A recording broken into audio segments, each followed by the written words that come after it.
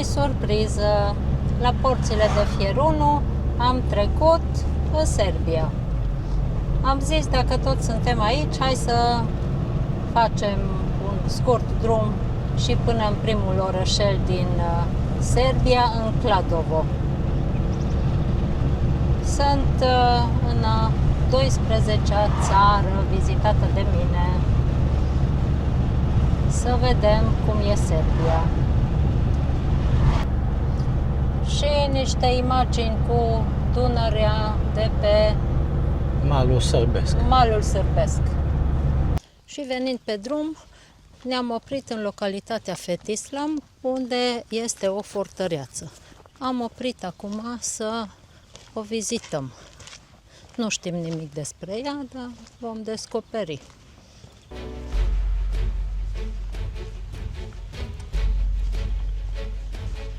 Dacă nu, măcar ne dezmorțim un pic. Caz, mai mult am stat în mașină și în barcă. Mai mult în barcă. Decât ne-am plimbat. E foarte caldă. Cu mult mai cald ca și acasă.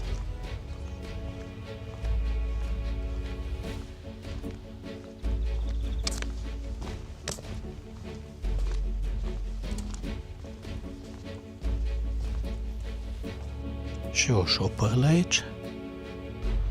Foarte multe șopărle am văzut azi. E adevărat că aici, pe malul Dunării, plin cu șerpi, șopărle. De asta și sunt mulți șerpi. De care sunt șerpi veninoși. Vipera cu corn. Vipera cu corn. Aici văd că este un fel de parcă. O fortăreață. Deci, această fortăreață are două părți separate care au fost construite în perioade diferite. Prima a fost construită de otomani la mijlocul secolului al XVI-lea și era o fortăreață pentru artilerie, și a doua parte a fost construită de austrieci la începutul secolului al XVIII-lea și a fost folosit ca un bastion de fortificație. Deci am aflat despre fortăreață. Și aici în față avem fortăreața mică. Ne îndreptăm spre ea, dar din câte am văzut trebuie luate bilete ca să vizitez și acum nu avem vreme.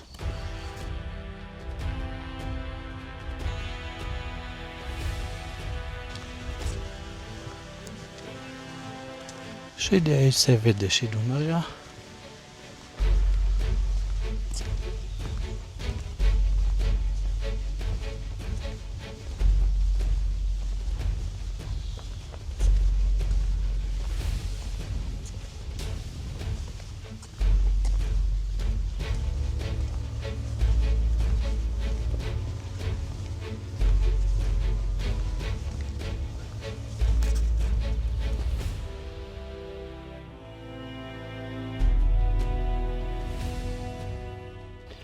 Și dintr-un alt unghi.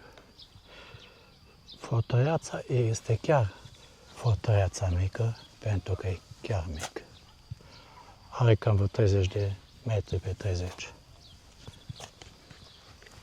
Dar e frumoasă, interesantă și văd că e renovată frumos. Deci au grijă de lucrurile lor, de locurile lor istorice. Opa. Acolo este partea pe unde am intrat. Am mers până la fortăreața cea mică și aici este un sengeratoriu. Un rândou cu flori și cu o statuie îmbrăcată în plante.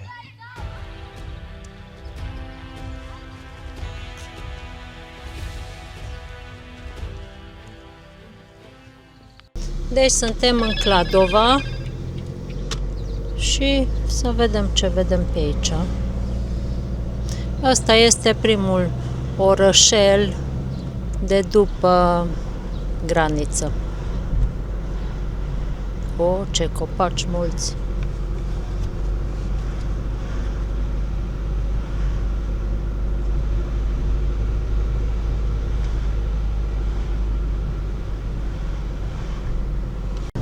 Și acum suntem în localitatea Costor. Am trecut de Cadovo, am ajuns în Costor și aici am zis stop, ne-am întors și mergem înapoi.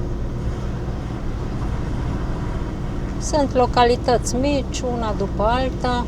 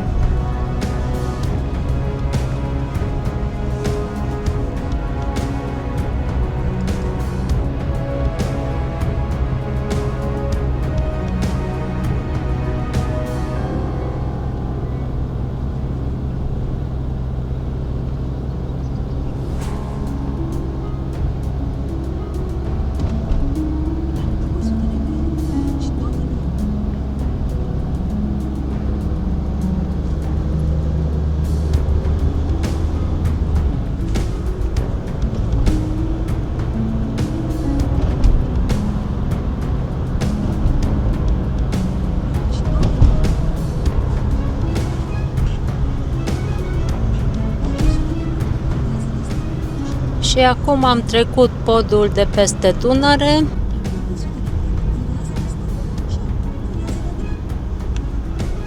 Și acum ajungem la vama românească și intrăm în România.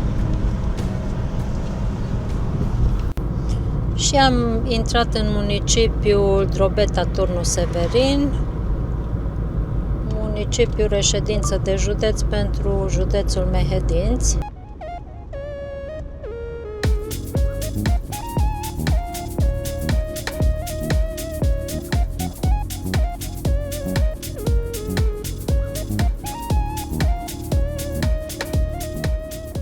Ne-am pornit spre cetatea medievală a Severinului, care cetate și ea este închisă, dar mergem până acolo să vedem cum arată din exterior. Trecem aici printr-un parc frumos.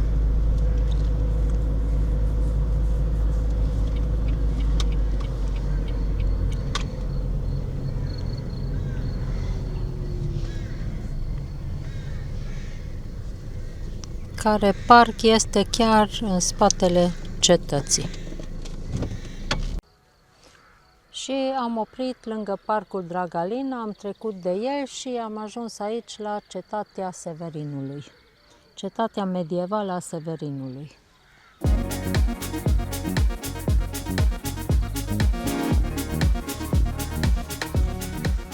În stânga avem Dunărea.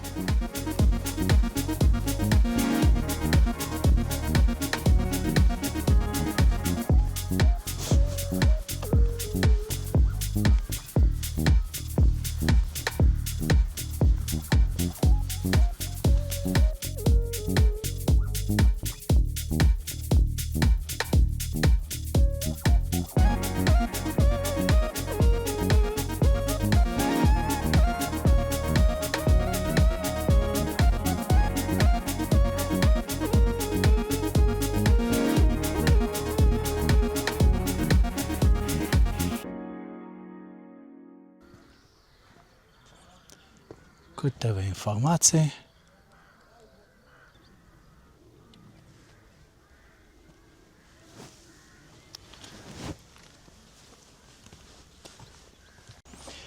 Aici avem o legendă despre cetate.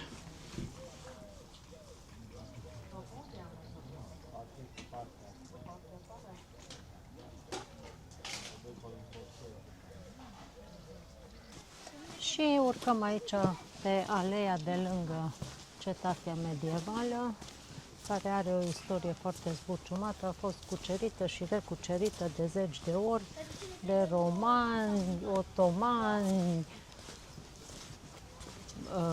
maghiari, o întreagă istorie.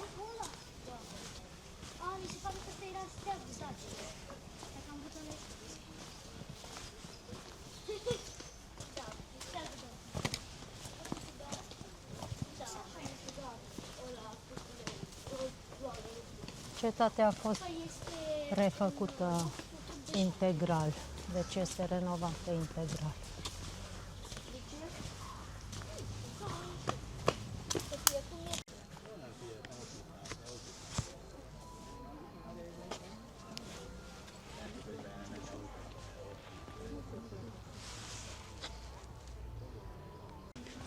Și aici, cum am venit spre cetate, am văzut o clădire frumoasă în față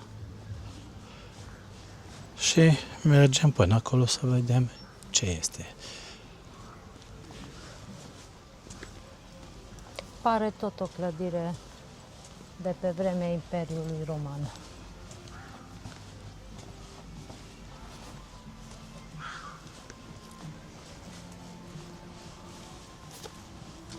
N-am venit degeaba până aici, măcar am văzut ceva.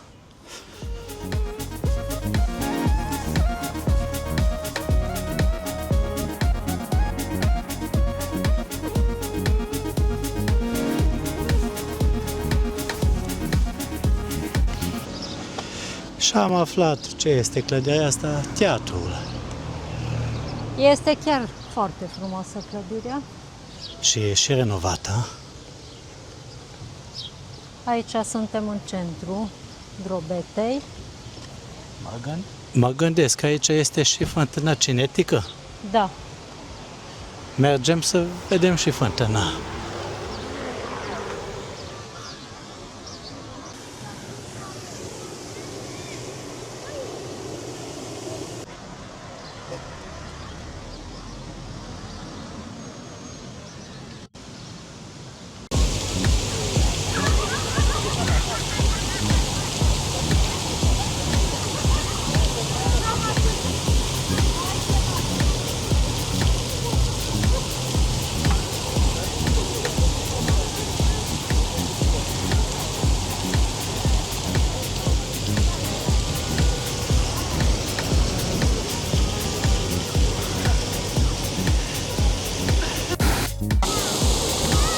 Jetul de apă crește din ce în ce mai tare și se tot schimbă modelul.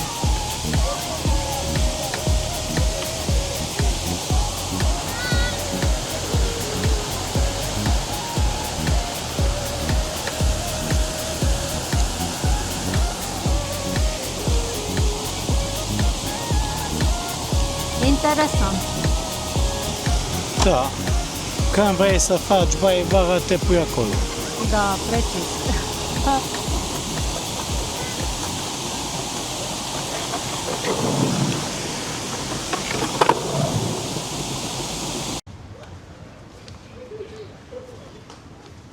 Am venit de acolo, de pe alea pietonală, dar nu am filmat acolo pentru că era muzică la fiecare terasă. Avem parcul aici în dreapta, un parc lung, răcoros. Și pe partea cealaltă a parcului, tot o stradă pietonală este.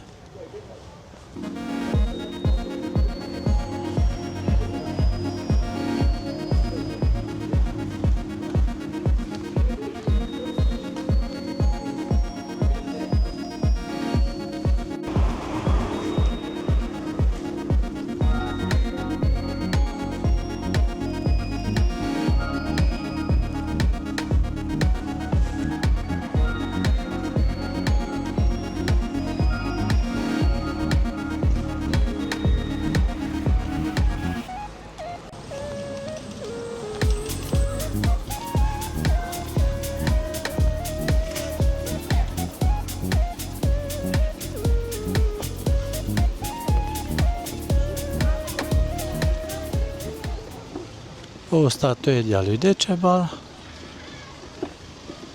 Nu, asta e a lui Traian, a lui Decebal e un pic mai încolo.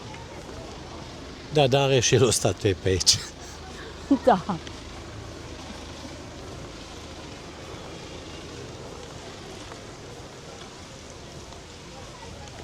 Aici este centrul vechi.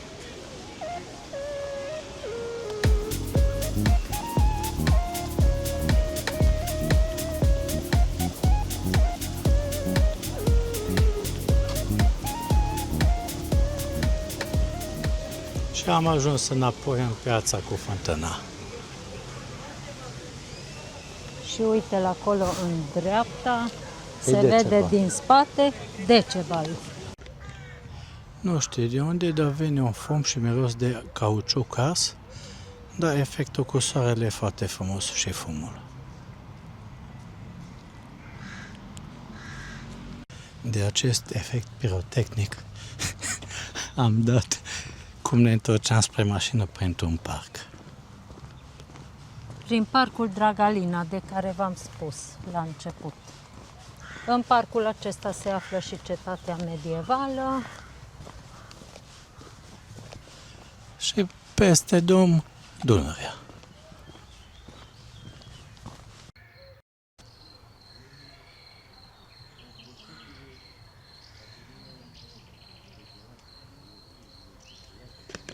Ce ai văzut interesant? Și coborâm pe lângă cetate, ajungem la drumul principal și o luăm spre mașină.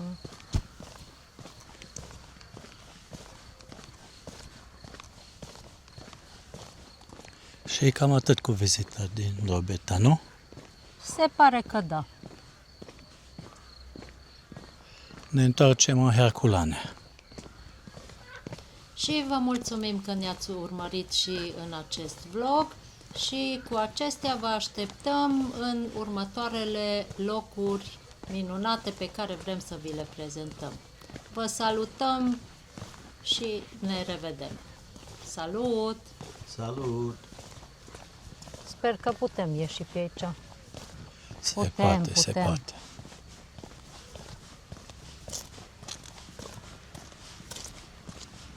Cred că aici e frumos seară când dat felinarele astea. Sau nu? Probabil.